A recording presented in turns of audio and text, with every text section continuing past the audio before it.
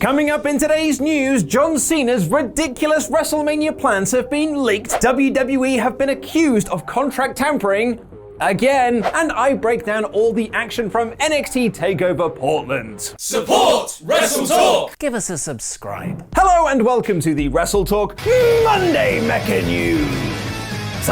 I am Luke Owen. We've set sail from Royal Rumble, departed from the port of NXT Takeover Portland, and we're on the 7 seas on our way to WrestleMania 36 because...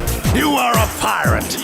You are a pirate. And with WrestleMania comes the ever-popular speculation station reports and leaks coming from those dastardly dirt sheet reporters. Despite WWE's best efforts to tell their wrestlers not to speak to the likes of Dave Meltzer, WrestleVotes, Mike Johnson, and Sean Ross Sapp, news about the biggest show of the year will still make its way online to the delight of YouTube comments who will then blame us for spoiling things for them. Well, get ready for more potential WrestleMania spoilers, folks. It was announced recently that of the success of Goldberg's appearance on SmackDown, where he majorly bumped up the ratings, John Cena would also be returning to SmackDown. But rather than simply appear via satellite to announce he'll be at the next Saudi Arabia show, because Hollywood would not like him doing that, he has instead revealed that he is free to be at this year's WrestleMania because he lives in the area. And with him appearing on SmackDown so far ahead of WrestleMania, the speculation is that he's set to start a WrestleMania program and will actually wrestle on the show rather than cosplay as Vanilla Ice like he did last year. This led to a lot of crazy speculation from fans, including us on last Friday's magazine show. The biggest theory came off the back of the other speculation that Goldberg could win the Blue Universal Championship from The Fiend at Super Showdown, as him versus Roman Reigns would have more Mania marquee value, which would then set up Cena to face The Fiend in a WrestleMania 30 rematch where hopefully the right person wins this time. However, with the Wrestling Observer reporting that Goldberg currently isn't factored into any WrestleMania plans, the word is that Wyatt versus Reigns for the Blue Universal Championship is still the planned WrestleMania main event. So, what about John Cena? Well, according to Big Daddy Dave Meltzer on Wrestling Observer Radio, his plans are ridiculous, absolutely confusing, and make no sense. Quite typical of WWE then. Meltzer was very cagey as he didn't want to 100% that this was the direction for Cena at WrestleMania. But when pushed by his co-host Brian Alvarez, Meltzer revealed that the current plan is John Cena versus Elias. I mean, at least it's not Baron Corbin. And you know, we criticized WWE for not having long-term booking, but this was set up at WrestleMania 2 years ago, so, you know, you gotta give them credit there, I guess. Of course, Meltzer could be wrong on this one, and we'll probably get a good idea of Cena's WrestleMania directions when he appears on the 28th of February edition of SmackDown. Who would you like to see John Cena face at WrestleMania? Let me know in the comments down below because I'll be replying to people from my desk where I work. But really, that wasn't the biggest bit of WWE news from over the weekend. Thank you for your support on Patreon, Ryan Be Bad. Get ready for some wicked, sweet, cool business chat, as WWE have been accused over the weekend by another wrestling promotion of tampering with contracts. Mike Johnson, a PW insider, is reporting that MLW's attorneys have contacted WWE's attorneys who allege that WWE are attempting to tamper with contracted MLW talent. What's interesting here is that the first name you would point to in this scenario is Davey Boy Smith Jr., the son of the British Bulldog and former WWE star Harry Smith, who appeared on WWE's online show The Bump this week, which I'm reliably informed doesn't feature Todd Grisham making fun of TNA fans. But according to Johnson's sources, this case has nothing to do with Smith being on that show, and instead regards multiple talents. Johnson writes, since the advent of MLW signing talent in 2018, the language in the contracts specifically forbids them from working WWE dates, so any direct communication with signed MLW talent would be seen as a breach of contract by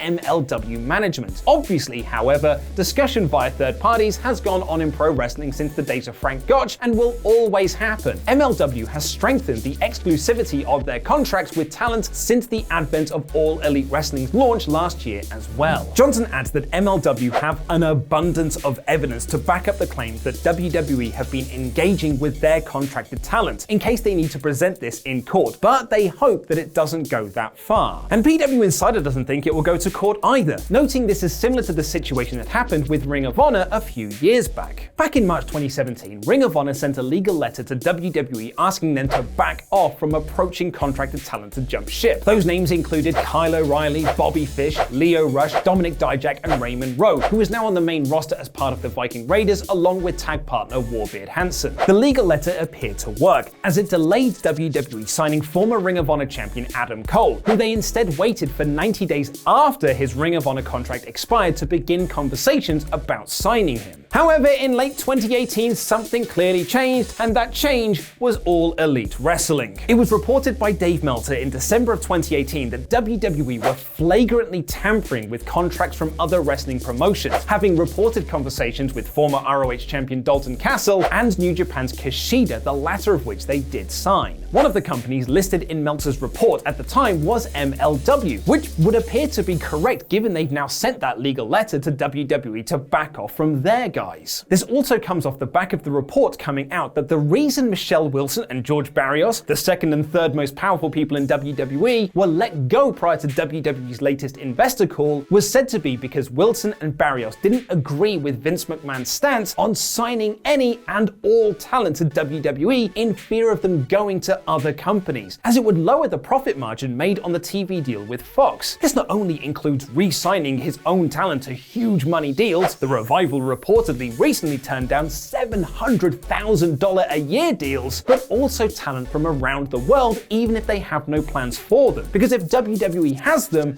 then no one else can have them and possibly make money off them. PW Insider reached out to WWE for comment, and their sources downplayed the potential of any such tampering. But that's enough business chat. Let's have a look at what went down at NXT TakeOver Portland last night.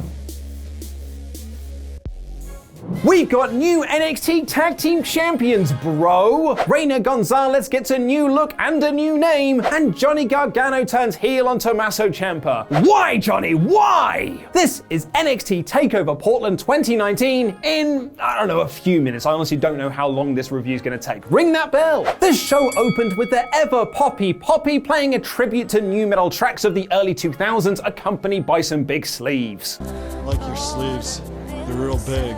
The show kicked off proper though with all the beef, as Keith Lee defended his North American Championship against Dominik Dijakovic in a battle of the beefy hosses. Since WWE signed both guys, we here at WrestleTalk have been salivating for this match, particularly because their PWG outing in 2017 is one of the greatest matches I've ever seen in all my life. And they did not disappoint when given the big stage, showing exactly why both of them should be on the main roster, headlining WrestleMania, being put into the Hall of Fame, and having thousands of documentaries made about them. They're very good is what I'm saying, and this match ruled. After some amazing near falls, no sells, and big beefy spots, Keith Lee retained his championship with the jackhammer, and the two shared a lovely hug and show of respect in the ring. This was all the stars. Get these two on the main roster this instant. Dakota Kai and Tegan Nox continued their heated rivalry that doesn't quite have the heat that it should have by beating the ever-loving shirt out of each other. This was stiffer than a teenager seeing Basic Instinct for the first time in the 90s. Not that I'm speaking from experience.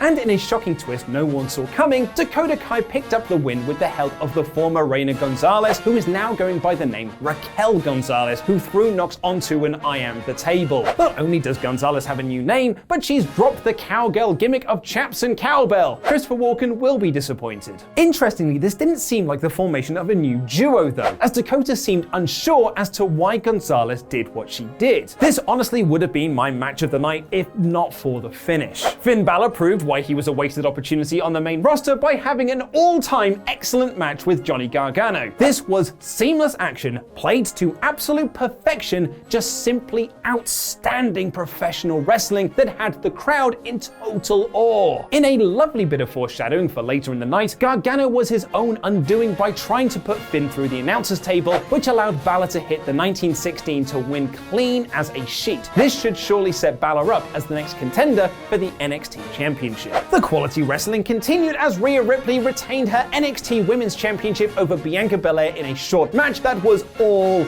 action. Charlotte Flair attacked Ripley after the match and announced that she would see her at WrestleMania. She is 100% a heel now. I won't have any word said against that. There is no question about it. The beautiful oddball friendship of the Broserweights captured NXT Tag Team Gold next when they beat the Undisputed Era in another great match. The Broserweights are essentially Jay and Brummy Bob, and I love it. Many people had it down that Dunn would turn on Riddle here, and it looked like that might happen when the King of Bros accidentally hit a spear on his partner. But clearly that's being saved for another day, and a sad day it will be. I love this team, I loved this match. And in the main event, Adam Cole and Tommaso Ciampa had an absolutely stonking, incredible, brilliant, awesome, and downright fantastic match for the NXT Championship. You could make the argument that they had too many near falls, but I would personally disagree and think you're a forking idiot, as I bought into pretty much all of them. This match ruled. I'm not being mean, it just ruled. What I didn't see coming though was Johnny Gargano turning heel on Ciampa by hitting him with the title to allow Cole to retain his championship. I honestly don't know how I feel about Gargano going heel, so we could just redo the Ciampa feud again, but with the roles reversed. But I have so much faith in NXT that I'm just intrigued to see where it goes next. So that was NXT TakeOver Portland. In about a few minutes, vote in the poll above my head to let me know what you thought of the show using these options on screen. NXT takeovers are always great. This is true as the sun rising, water being wet, and Twitter being awful. And NXT TakeOver Portland was no different. An interesting show in terms of its storytelling, with a couple of decisions I'm not fully on board with yet, but I'm excited to see the next chapters. What cannot be denied though is the in-ring quality. When you have the best roster in wrestling history at your disposal, it would be impossible to have a bad night of wrestling matches, and there wasn't a bad wrestling match on this card. NXT TakeOver Portland was an EST NXT. But before we get out of here, I quickly wanted to announce the first match for WrestleTalk Live, which takes place on March 16th in Great Portland Street, featuring matches from WrestleGate, NGW Frontline, and more. And the first match we're announcing is one I am super excited for, which will see one of England's best, Rampage Brown, defending his WrestleGate Heavyweight Championship against Jon Moxley's best friend and New Japan's Shota Umino. You can get tickets for the event by using the link down below, where the WrestleTalk team will also be doing a live WrestleTalk podcast, which we're very, very excited for. Come on down, it's going to be a great old time. What's that? Adam Blompier has broken more ground and made another list?